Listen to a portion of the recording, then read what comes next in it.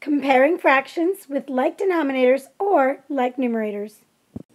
Hi everyone, it's Miss Beryl, and we're going to be talking about comparing fractions with like denominators. If we have a fraction with a like denominator, remember that they are called like fractions. And when we have like fractions, they're fairly easy to compare because the pieces are the same size. So, as you can see above, if you look at the two pictures, both of the circles have the same size pieces, and both are cut into 4. We can see the 4 pieces. That will become your denominator. 1, 2, 3, 4. 1, 2, 3, 4. So we have a denominator of 4. Then we look to see how many are shaded in this instance. In the red section, we see 3 are shaded. 1, 2, 3. And in the blue, we see 2. 1, 2. Now, besides just looking at them and knowing right off the top that the red is bigger than the blue, we can look at the fraction. And the fraction also tells us the same thing. The fraction says that we have two pies, and they each have the same number of pieces in the pie. So the 4 and the 4 are the same. But one of them we're referring to 3 pieces, and one we're referring to 2. So obviously, you're talking about more pieces in the pie, in the one in the left, the red one. So when you have denominators that are the same, all you need to do is look at the numerator, and whichever is greater, that whole fraction is going to be greater. Since 3 is bigger than 2, it makes our whole fraction 3/4 greater than 2/4. Let's move on to our next objective of comparing fractions with like numerators. So when we're looking at fractions, and if they don't have the same denominator, they may have the same numerator. So let's see how we go ahead and do that if, in fact, they do have the same numerator. Let's count. We have 1, 2, 3 parts to our whole on the red fraction model, and 1, 2, 3, 4, 5 parts to the whole on the blue fraction model. In looking at this, I'd ask myself, which one has bigger pieces? Well, the red one has bigger pieces. They're bigger because there's only 3 pieces to that, let's call it a pie. Okay, so there's 3 pieces to that pie, and this one is smaller pieces because there are 5 pieces to the pie. So let's go ahead now and figure out what our numerator is. On the red one, our numerator is 2, of course, and on the blue one, it's also 2 because, after all, we are talking about like numerators.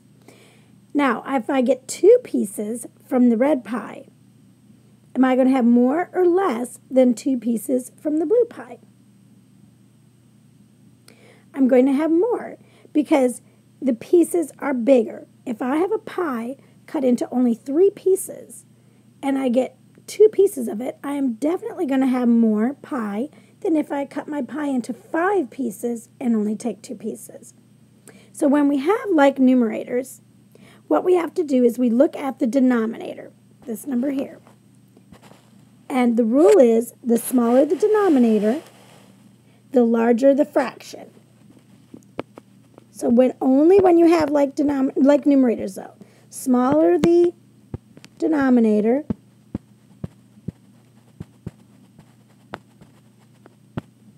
the larger the fraction. Okay, go ahead and repeat it. The smaller the denominator, the larger the fraction. Only when we have like numerators. Only when we have like numerators. So, let's take a look at this. The smaller the denominator, which one's the smaller denominator? The 3. The larger the fraction. Well, that whole fraction's larger. So, I'm going to go ahead and circle that one so you can see that 2/3 is larger than 2/5. And we can tell that by looking at the picture. I can put my greater than sign in there.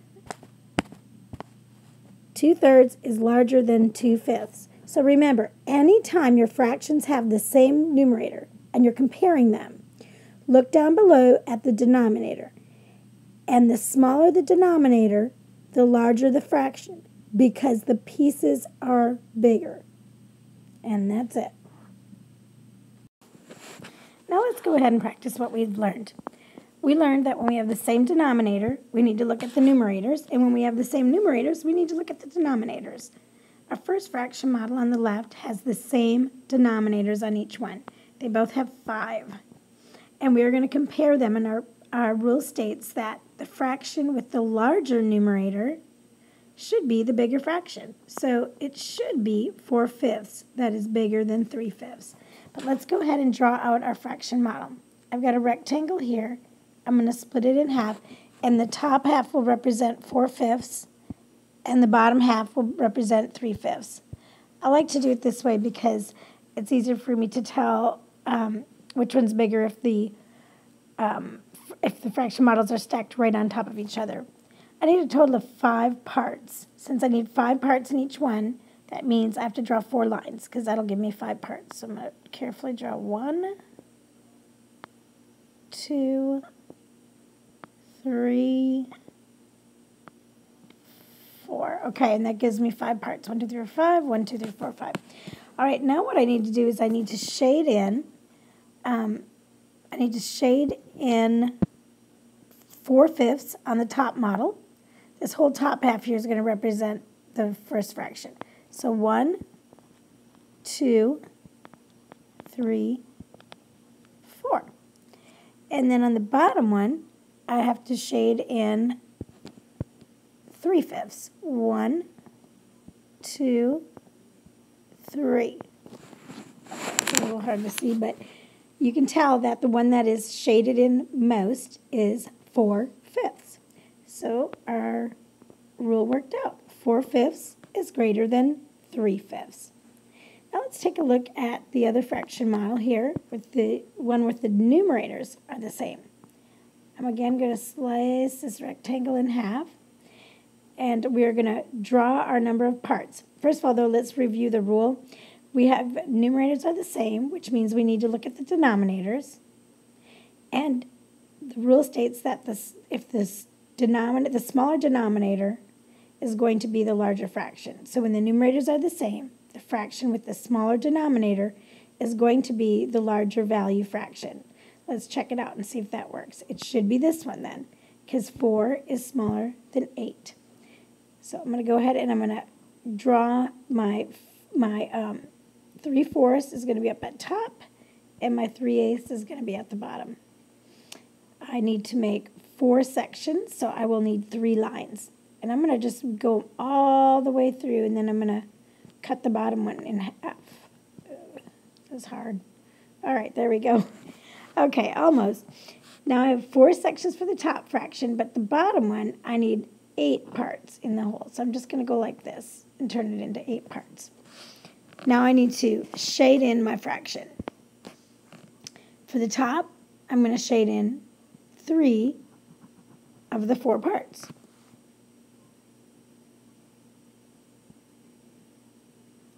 And the bottom, I need to shade in 3 of the 8 parts. So 1, 2, always start on the same side and follow the same direction. It'll be much easier for you. So there's my 3 of the 8. That's this one right here. And then the top is the 3/4. Which one has more shaded? Well, 3/4 has much more shaded. So my rule held true. 3/4 is greater than 3/8. Good job.